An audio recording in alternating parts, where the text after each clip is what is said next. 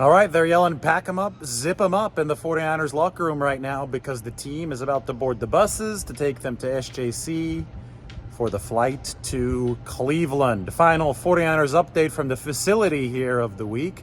49ers looking remarkably healthy, although Dre Greenlaw did not practice due to the hamstring issue today. Greenlaw missed the entire week of practice.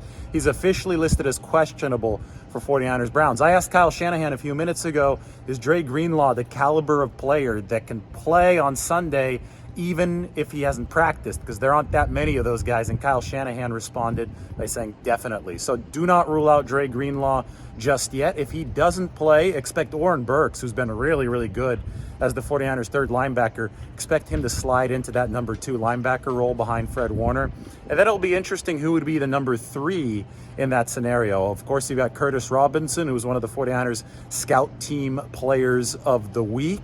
He's probably emulating those really aggressive Browns linebackers in practice. So Curtis Robinson could be one of the options for the 49ers, or you could go to Demetrius Flanagan-Foles, another veteran who's a special team stalwart. Or the 49ers could debut a rookie in the third linebacker role, Jalen Graham or D. Winters. So a lot of options. The 49ers are extremely deep at linebacker.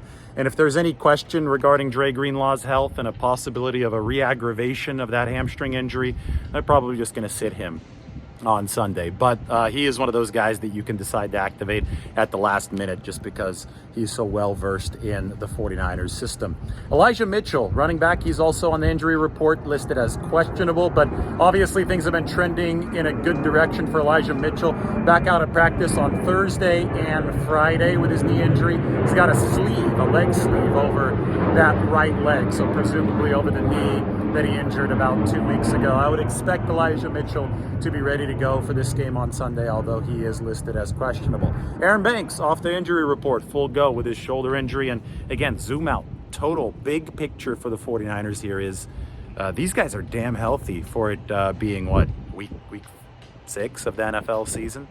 Guys are entering their 6th game of the year, and the injury report is that short. Dre Greenlaw might be the only one who misses this game, or it could be that Dre Greenlaw plays and then it's 100% participation for all the active players for the 49ers. They talked about scout team players of the week. Curtis Robinson, the linebacker, was one of them.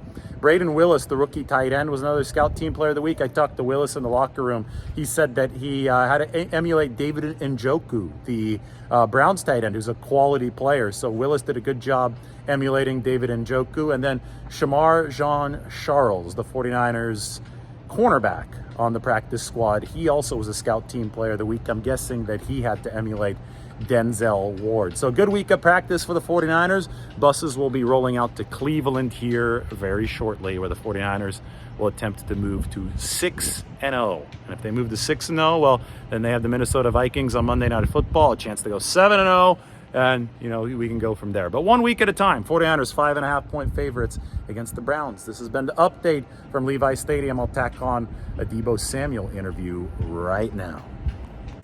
How'd the week of preparation for the Browns go? We went pretty well. We're doing a lot of stuff, but that's what we do every week. We just got to get on this plane and just study a little bit and get ready for Sunday. The Browns have a really good defense, good corners, good defensive line. So what's your approach this week? We just got to go out there and do what we do, and then hopefully we get the job done. You guys play so physically. Do you look forward to the challenge of facing defenses that have a big reputation, or does it matter to you? It really don't necessarily matter. We just go out there and just do what we do. Physical ball week in and week out. That's just who we are, and that's just the culture here. Dallas was a really aggressive defense as far as pursuit goes. Watching the tape of the Browns, are they similar as far as their aggressiveness goes? Yeah, I think they're pretty similar for us flying to the ball. They got a good front seven. They got good corners, and everybody out there don't look like anybody's scared to tackle. Myles Garrett against Trent Williams. When just as a football fan, when you see that kind of pairing, what does that tell you? I don't know. I ain't necessarily looking into it. I know we got the best in the league tackle, and he do a good job at what he do.